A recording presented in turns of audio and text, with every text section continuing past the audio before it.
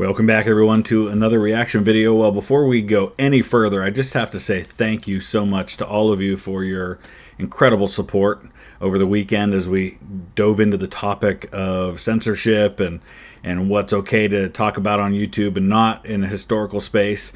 And I mentioned in there that one of the ways you can support historical content creators was through Patreon, whatever that channel might be. But I did not expect the overwhelming amount of support through new patrons that we would get here at Vlogging Through History. So I am so grateful, and I can't say that enough.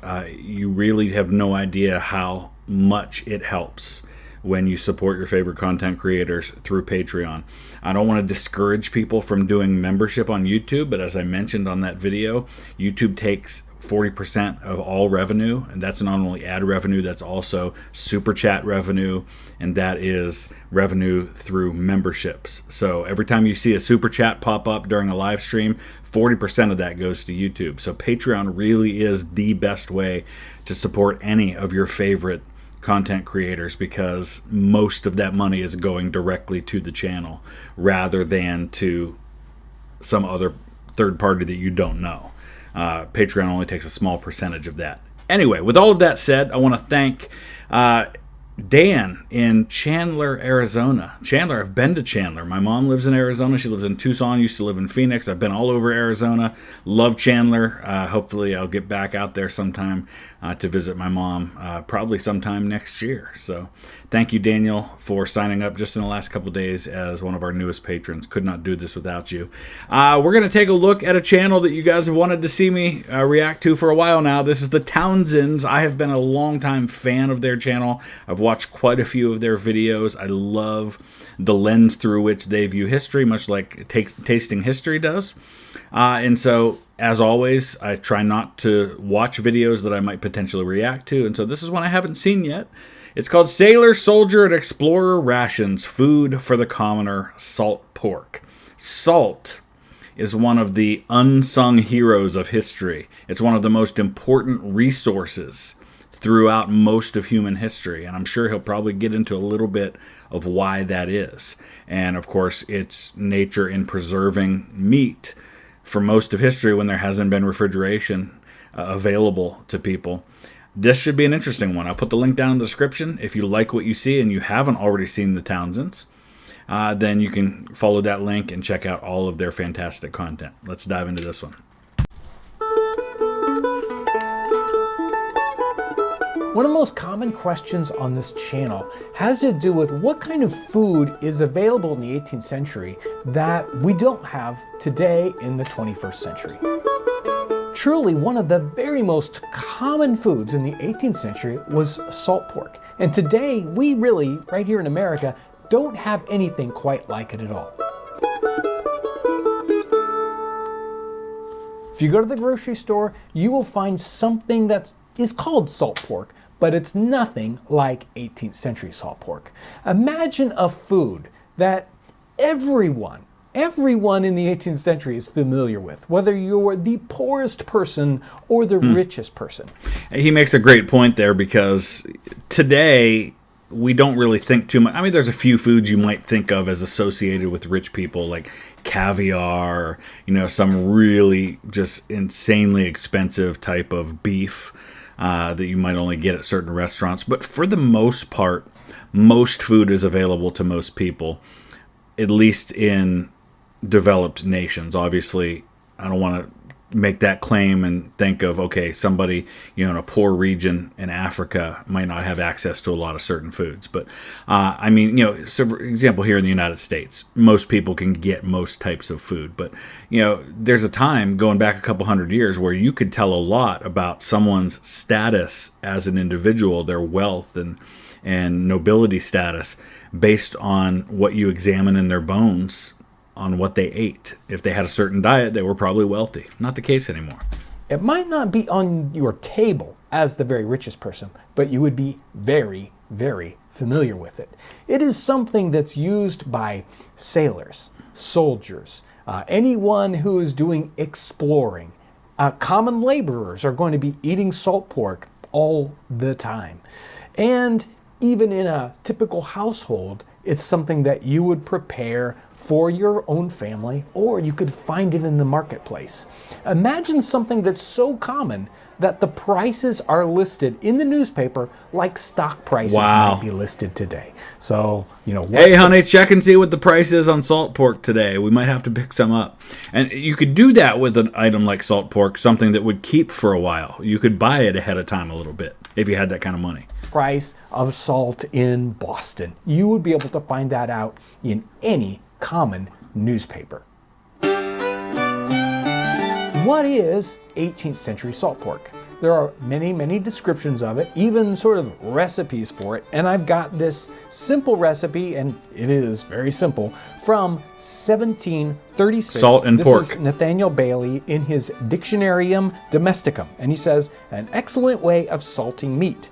Let your meat be fresh and take out all the bleeding arteries, then sprinkle it with common salt and let it lie in the air for 12 hours. But take care to salt the pieces where the arteries are more particularly. Then wipe the meat dry and make some salt very hot over the fire and rub it into the meat very well and lay the pieces of salted meat one upon another, and it will keep for several months. Or with common salt, rub the several pieces of meat briskly with it after the blood is out, and lay salt enough in the hollow places especially, so will you be sure to have your meat sweet, either beef or pork. So yeah, and I mean, just thinking of the uses of salt. Salt was one of the things that was used in preserving bodies as well. I think in Egypt, it was part of the mummification process, was some form of that. I'm not exactly sure if that was the case. I had to stop and look it up. Yes, it was. It's called natron or natron. It was a form of salt that was used. Obviously, it dries things out, but that also helps preserve because it takes out a lot of the properties that would cause decay. And yeah, I mean, this is what you have to do if you are, think about it. If you're a family and you don't just have access, in many cases, if you're living in the hills of Kentucky, like where a lot of my family came from, you're not going down to the supermarket and buying enough pork for your meals for that day. You're slaughtering a pig, and that meat might need to last you for quite some time, so you need some way to preserve it, and you don't have a freezer to put it in. And what I love, too, is that he's reading this out of a publication from the 18th century, and I love that people thought to publish this stuff and write it down, and that we were able to preserve it and have it today so we can look back and see.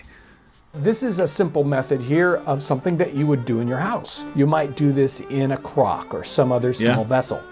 But salt pork is also an industrial product that is made in barrels. So thousands and thousands of barrels of salt pork would be prepared every year all around the Western world, and they would be sold into the marketplace to be used by all these different people at different times. So in an industrial setting, you would have a barrel, and many times this was if it's going to go into the marketplace, is going to be something that is regulated by your local government.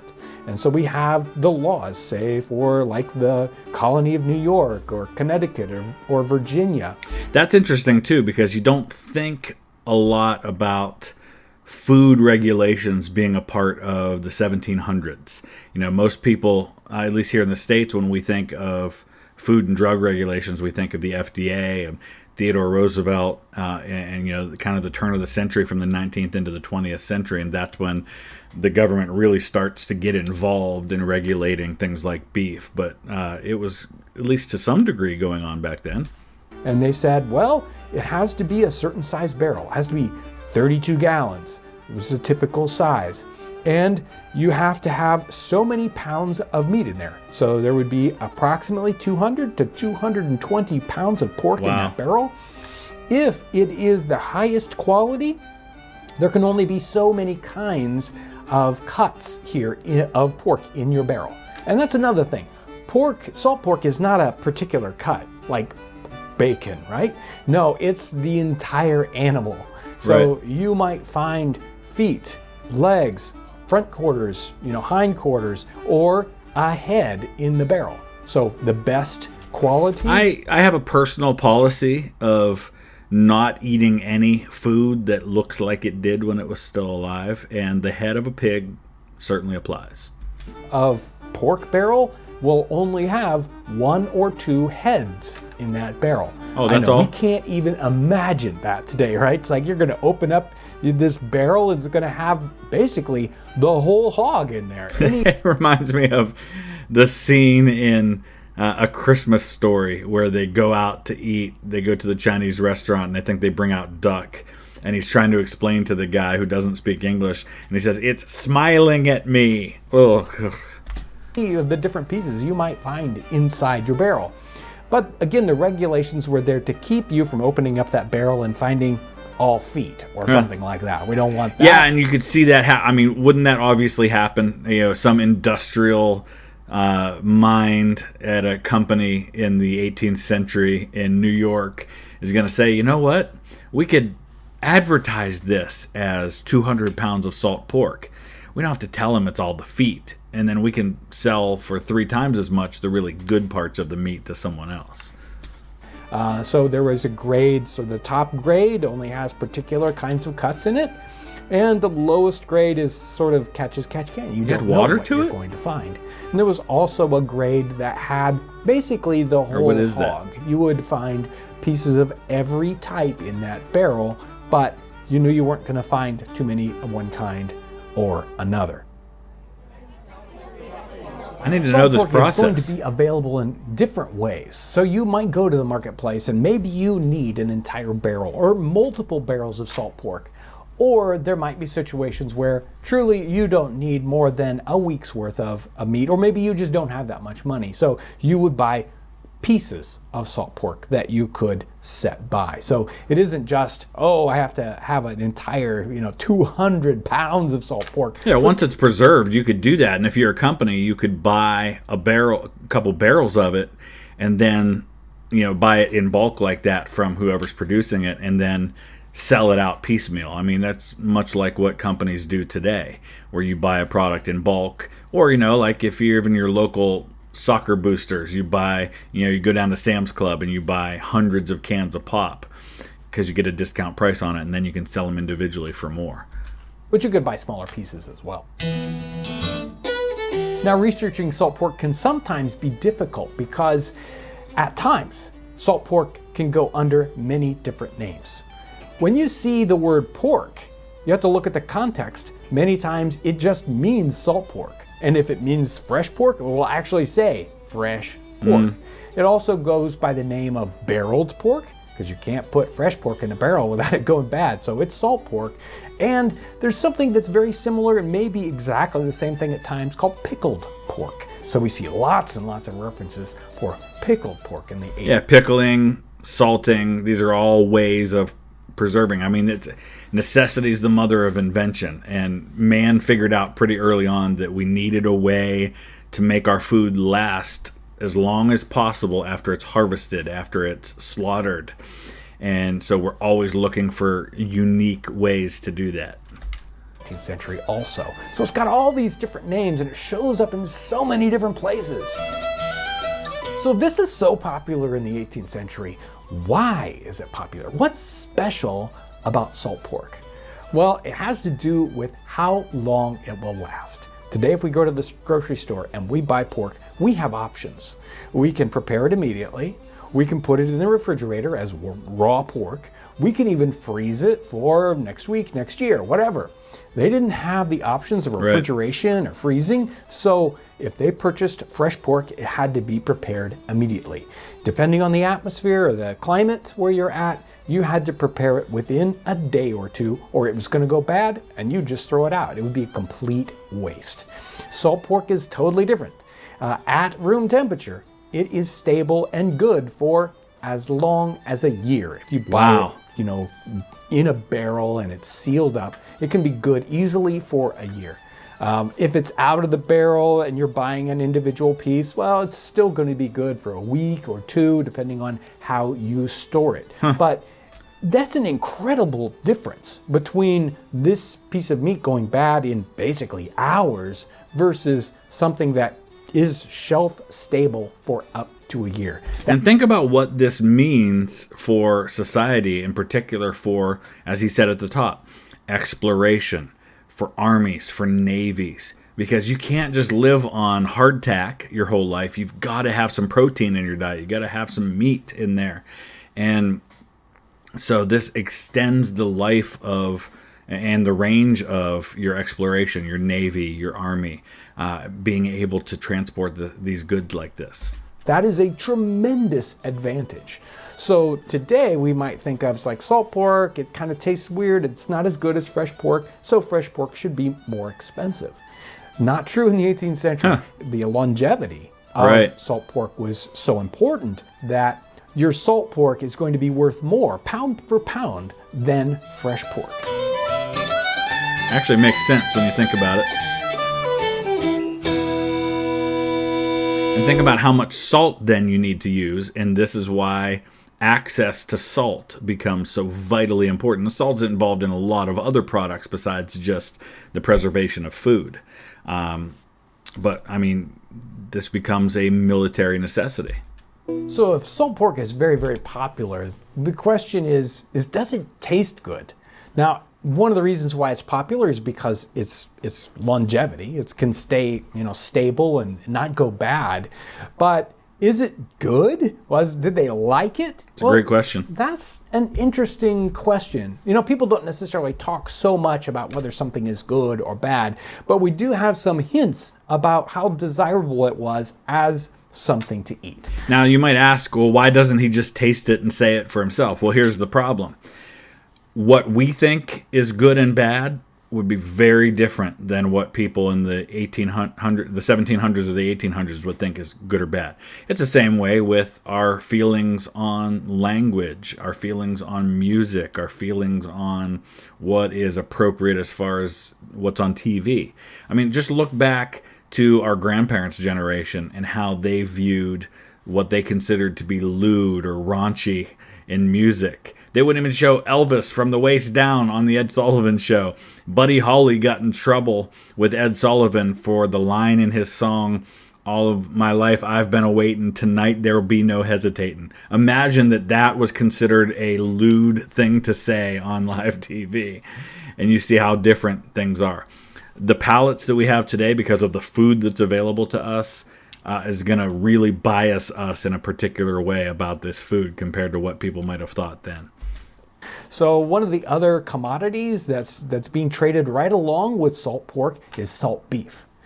Turns out that salt pork was generally worth more pound for pound than salt beef. Salt beef had a tendency to get very, very hard. So hard that you could carve it like wood. And you had to soak it for a long time. And even after you soaked salt beef for a long time, it still was very, very tough because that salt just makes the meat tougher. It's not true for pork. One of the very best meats to salt, and you can get away with, and it's still sweet and good, was salt pork. So it was desirable because, it might still not be as good as fresh. It's still much better than other salt provisions like salt beef. So much so that if you look at the rations that are given out to soldiers and sailors, generally a soldier or sailor might be given a pound of beef per day to eat, and the equivalent in pork would be 3/4 of a pound. So you like the pork so much that you're willing to eat less of it. And think about how much meat that is that you've got to handle for an army. If your army's 100,000 men and you're giving out a pound a day of beef, it's 100,000 pounds a day. And multiply that times something like, say, a massive army like Napoleon marches into Russia with hundreds of thousands of men. Start thinking about the amount of supplies that are needed for that. Now, how hard was it to prepare? You take salt pork, you need to soak it. You need to try to get as much salt out as possible. And then you can generally boil it or use it in other dishes as, little portions of meat. But there are times when we find references to people in that 18th century context and they're eating it raw. I know, that is pretty hard to believe. I wouldn't recommend it to anyone today. But if you read in Joseph Plum Martin's memoirs, as he is a Revolutionary War soldier, he talks about one setting where everyone is just so tired after marching all day long. Forget it, we ain't all cooking. they have are salt pork provisions, that some of the men, they don't care. They just eat it raw. Joseph Plum Martin was one of those that said, I would rather just eat this probably not very tasty salt pork and just go to sleep. He was just so tired. Now, you could not take a piece of salt beef and just eat it raw. It was an impossibility. You would break your teeth. But apparently the salt pork was something that you could cut up easily and chew and digest. All right. So salt pork is prepared in a lot of different places. They were creating barrels and barrels of salt pork in England and in Ireland, all along the eastern seaboard, whether you're up north in New York, Virginia, all these places are creating salt pork and exporting it because it's such a desirable, commodity. You just had to have it. But another place that's kind of interesting is that salt pork was actually coming out of the frontier. So salt pork was one of the first things that you could produce on newly settled land. It might take a while to produce corn as a cash crop, or wheat, or some other item like that. But on the frontier, they could turn hogs loose and they would just forage in the woods, and then you could harvest those and turn them into salt pork and send them down the river in barrels and sell them in the marketplace at, say, New Orleans. So that's pretty fascinating, because that means it's not only a desired product on the end of things. People want the product, but also for those producing it, it seems like it's a relatively easy production value compared to other animals and other crops that you could be producing. So now the full picture of why this is so popular starts to make a lot more sense. It's one of the first cash crops that's coming out of someplace like Kentucky and some of those very, very interior places. Yeah, so cash crops are a relatively unknown thing for a lot of people. Most farmers are going to be subsistence farmers, which means they're just farming enough to feed their families and maybe have a little bit to trade to get some needed things that they can't get otherwise. A cash crop, like, for example, tobacco, which was a really popular cash crop in places like Kentucky and Virginia, or of course cotton later on in the deeper South. These are crops that are being produced to make a profit, to be sold on markets and to make money. And not a lot of farmers were able to do that. That's where you get the advent of these bigger plantations and these bigger farms that have dozens and dozens of people working on them or more. Anybody can produce salt pork. It's such a simple process. All you need is the pork and a whole lot of salt and some vessel to store it in. Not all salt pork was made in these giant barrels to be shipped out to a marketplace and bought as an entire 200 pounds of salt. It was prepared in the home in smaller batches for shorter periods of time. So you might go to your local market and you might buy 10 or 15 pounds of pork. Again, you can't use it immediately. You can't cook it all right away. So you might need salt pork to last a week or 2 weeks, just in small batches. Or a couple of great diaries from the 18th century. Here's the diary of Joshua Hempstead. And he says, Thursday the 14th, it's fair. I was at home cutting and salting pork and making a chest for Christopher Darrow. It's a cold day. And so there you go. So he's talking about his diary where they're just doing a small portion of salt pork. These diaries are such a fantastic resource. I've been working on this book that I'm writing on the 20th Ohio Infantry, and the diaries of some of these soldiers have become such an invaluable resource in that. World War I, same thing. Even the diaries of civilians during times of crisis, some of the diaries that were written by civilians during the American Civil War give such great insight, and letters that were written to local newspapers. There's so many things we can learn from that we might not otherwise get. This wasn't one of those, I mean, if he was doing barrels and barrels of them, he would have said, this day I did it, and the next day I did it, and the next day. Their circumstance, it only took a few hours. Here's Matthew Patton's diary, and his diary is Very, very voluminous, wonderful reading here. This is November 30th. I cut up a pork and my wife salted a barrel full of it in the out cellar, and John got a bushel of Indian corn and a bushel of rye ground at Lieutenant Daniel's mill. So here's a session where we're making a little bit larger portion. This is probably going to last them all winter into next spring.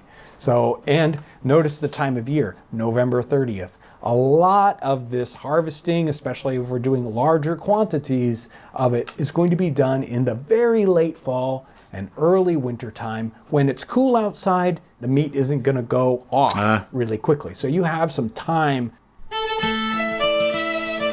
We have examples where salt pork is trading hands in communities without necessarily being bought and sold. It's really being traded. Yeah. So you'll find these interactions with people, you know, I got 5 pounds of salt pork from my neighbor, and then, you know, sometime later I paid them off in some other commodity totally different than that. So we do have salt pork being traded, used almost as currency. And that's part of, like he said at the top when he talked about how they were publishing like it was the stock market, publishing the prices. And it wasn't just salt pork, it was many items had their prices being published so people understood what the latest price was. Not only so when they went to buy and they could plan on that, but it also was helpful in allowing the average person to understand the value of what they had in terms of trading with other people.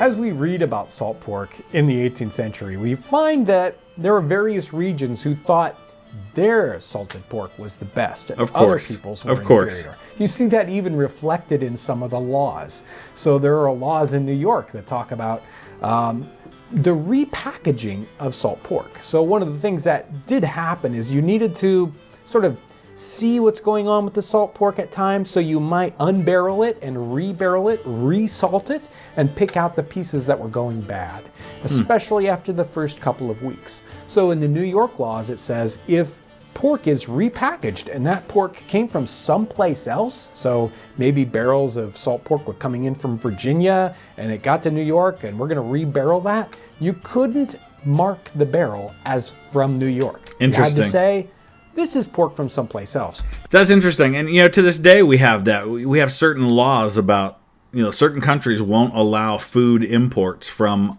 other certain countries. Because they didn't want their pork to get a bad name, because our pork is the best.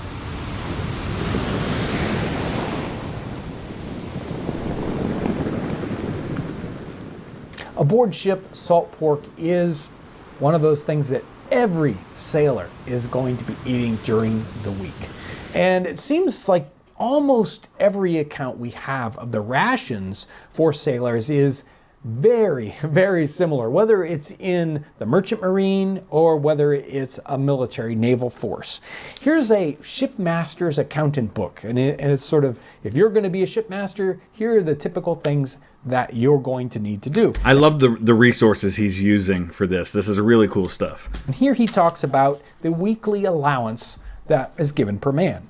He says, hence the full weekly allowance per man is 7 pounds of biscuit, 1 quart of peas, 7 gallons of beer, that's per week, 3 pints of oatmeal, 2 pounds of pork, and they mean salt pork, 6 ounces of butter, 4 pounds of beef, and 12 ounces of cheese. Now, here's what's cool about this. I was a while back down at the USS Yorktown in, was it the Yorktown? No, I'm trying to remember. My mind doesn't work the way it used to. Yes, the USS Yorktown in December when I was in Charleston, South Carolina, toward the USS Yorktown. It was amazing. And when you go into the kitchen area, they actually have these placards up on the walls that tell you, on average, how much of all these different products it took to feed the entire ship. And so you would see the number of pounds of butter that it took and sugar that it took to make cookies for everyone. It was crazy. So some things haven't changed all that much. So that has to be spread out through the entire week. And generally on board ship, those things are given out in a particular schedule. So Tuesday might be beef, and then Thursday is going to be pork. There are going to be some days when meat isn't served at all. But this is very, very typical, and you'll find very similar accounts in just about every memoir, diary, and even the regulations you see for Congress saying what the naval rations should be.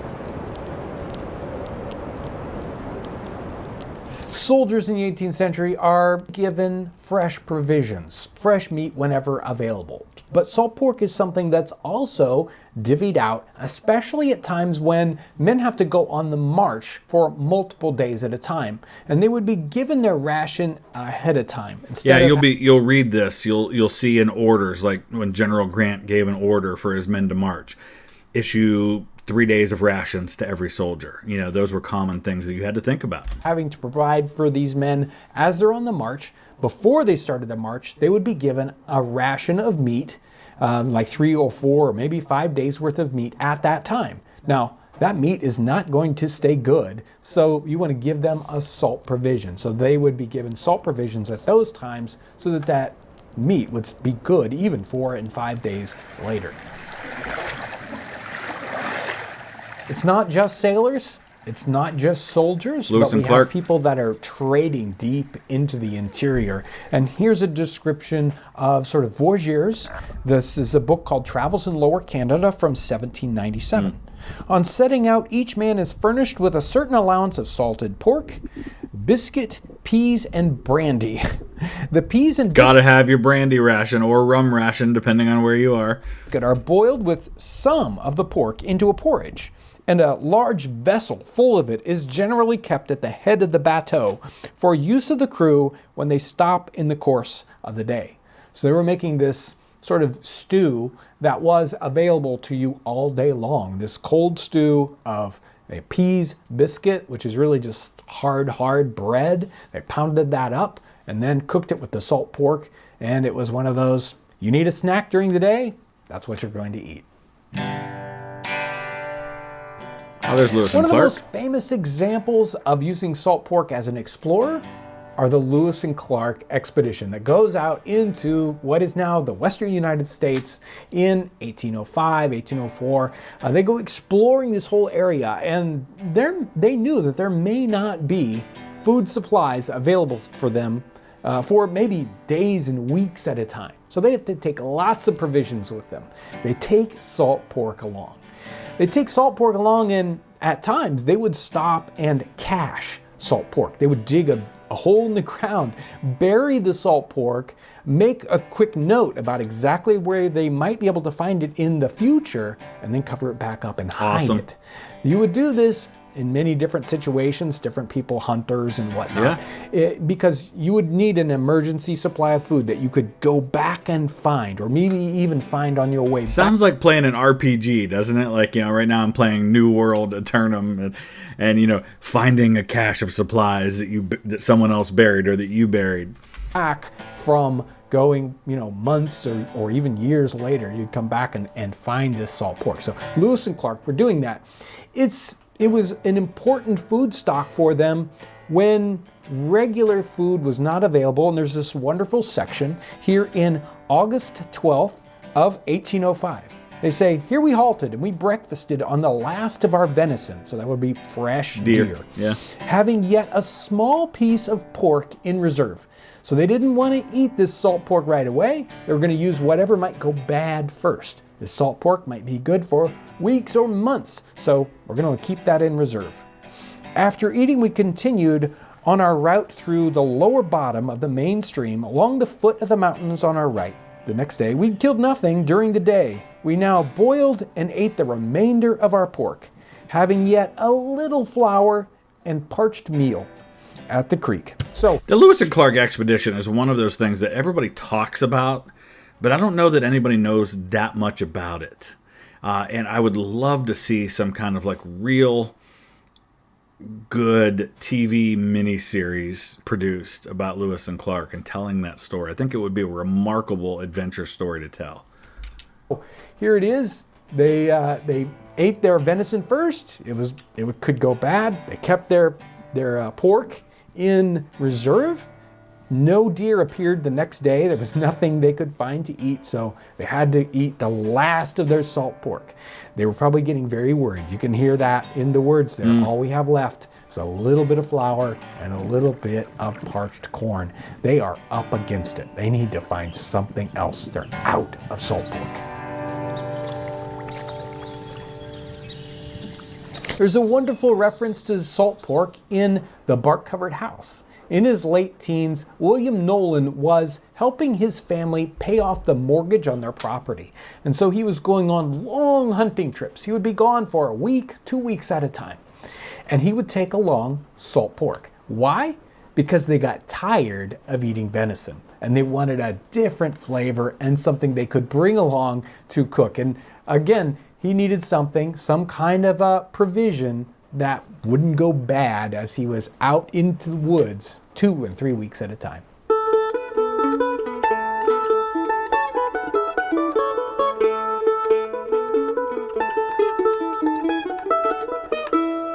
As I research food in the 18th century, you just never know when a topic like this is going to take you down paths you just never really thought. Welcome to the world of rabbit holes. My goodness, if I had a nickel for every time I went down a historical rabbit hole, it took me in a very, very different place than I expected it to. It's like any of these other things we research.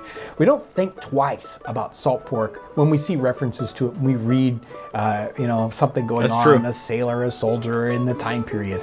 We don't realize how incredibly important this food item was. Yeah. And we don't have anything like it today. It's completely gone. It's a flavor that we're missing. We just don't kind of realize we have to try it out to even understand what it would taste like.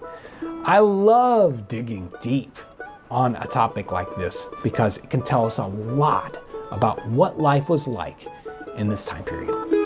That was awesome. I really enjoyed that. That's my first time breaking one down as we go instead of just kind of watching it in my bedroom on the TV or something like that. So learned a lot. I think that's an important topic. It's a lens through which to view history is food and its importance. Add to the conversation. Let me know what you think in the comment section below. Is there a particular video from this channel that you think I should review on the channel that you think would be a good one for us to talk about? And before we go, just a couple more patrons I want to say thank you to. I want to thank Steve in Belgium. And it looks like he's in Flanders, Belgium. That's very cool. I love Flanders, one of my favorite places to visit. And Scott in Missoula, Montana. I have been to Missoula. Beautiful there in Missoula, Montana. Can't wait to go back there someday. Thank you so much to all of our patrons and to all of you for watching, for liking, subscribing, for commenting. It all makes a difference and it adds to our knowledge. Thanks for watching.